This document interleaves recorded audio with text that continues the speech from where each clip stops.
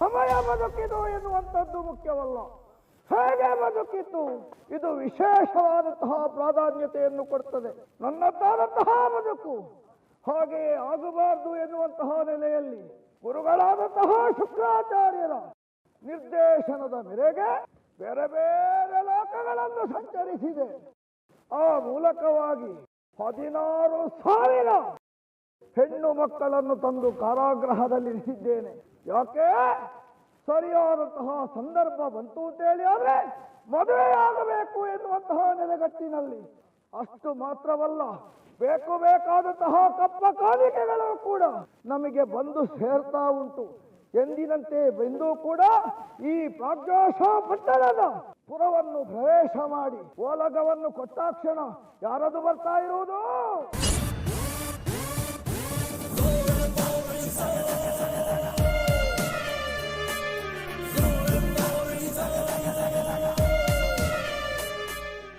ಏಯ್ ಕಾವೇರಿ, ಈ ರುದ್ರನ ಕೈಯಿಂದ ತಪ್ಪಿಸ್ಕೊಳ್ಳೋದು ಅಷ್ಟು ಸುಲಭ ಅನ್ಕೊಂಡ್ಯಾ? ರುದ್ರ ಮತ್ತೆ ಎಂಟ್ರಿ ಕೊಟ್ಟಾಯ್ತು. ಏನೇ ನನಗೆ ಚಳ್ಳೆ ಹಣ್ಣು ತಿನ್ನಿಸ್ತೀಯ?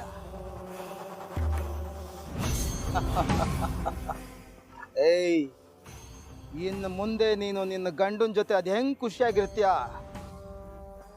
ನಾನು ನೋಡ್ತೀನಿ ಕಣೆ.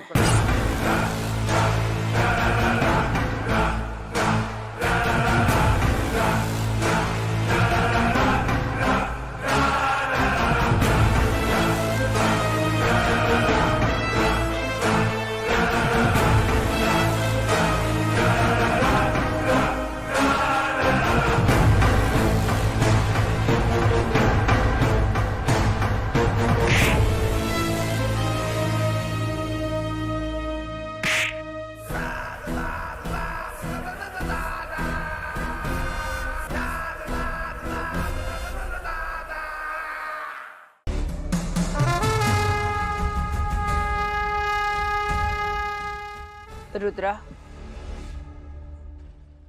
ಯಾರು ನೀವು? ಅದನ್ನ ತಿಳ್ಕೊಂಡು ಏನ್ ಮಾಡ್ತೀಯ? ನೀನ್ ಯಾರು, ನಿನ್ ಹಿನ್ನೆಲೆ ಏನು ಅಂತ ತಿಳ್ಕೊಂಡು ಬಂದಿದ್ದೇನೆ. ಸದ್ಯಕ್ಕೆ ಅಷ್ಟು ಸಾಕು. ಶತ್ರುಗೆ ಶತ್ರುನೇ ಮಿತ್ರ ಅಂತ ಹೇಳ್ತಾರೆ. ಈಗ ನಿನ್ನ ಶತ್ರು ನನ್ನ ಶತ್ರು ಕೂಡ. ಅದನ್ನ ಸಾಧಿಸೋದಕ್ಕೆ ಬಂದಿರೋದು.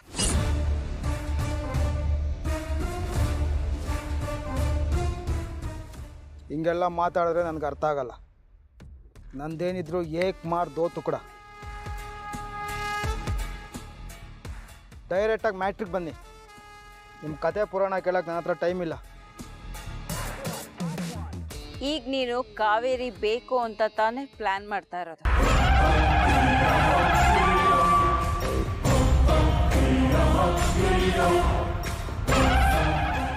ಹೌದು. ಹಾಗಾದ್ರೆ ಈ ಯಕ್ಷಗಾನ ಪೂರ್ತಿ ಆಗದೆ ಇರೋ ಹಾಗೆ ನಾವು ಪ್ಲಾನ್ ಮಾಡಬೇಕು. ಯಾಕೆ ಅಂದರೆ ಇಲ್ಲಿ ನಡೀತಾ ಇರೋದು ಹರಕೆ ಯಕ್ಷಗಾನ. ಕಾವೇರಿ ಮದುವೆಗೋಸ್ಕರ ಮಾಡ್ಕೊಂಡಿರೋ ಹರಕೆ. ಮೊದಲು ನಾವಿದನ್ನ ನಿಲ್ಲಿಸ್ಬೇಕು. ಅದು ನಿನ್ನಿಂದ ಆಗತ್ತಾ?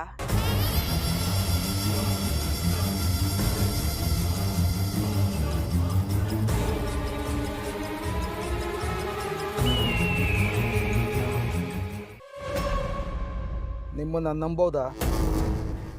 ಖಂಡಿತ ನಂಬೋದು. ಇಲ್ಲಾಂದ್ರೆ ನಾನೇ ನಿನ್ನನ್ನು ಹುಡುಕೊಂಡು ಬರೋ ಮೂರ್ಖತನ ಮಾಡ್ತಿದ್ನ. ಸರಿ, ಈಗೇನು ಮಾಡಬೇಕು ಅಂತೀರಾ? ಮೊದಲು ಇಲ್ಲಿ ನಡೀತಾ ಇರೋ ಯಕ್ಷಗಾನ ನಿಲ್ಲಬೇಕು.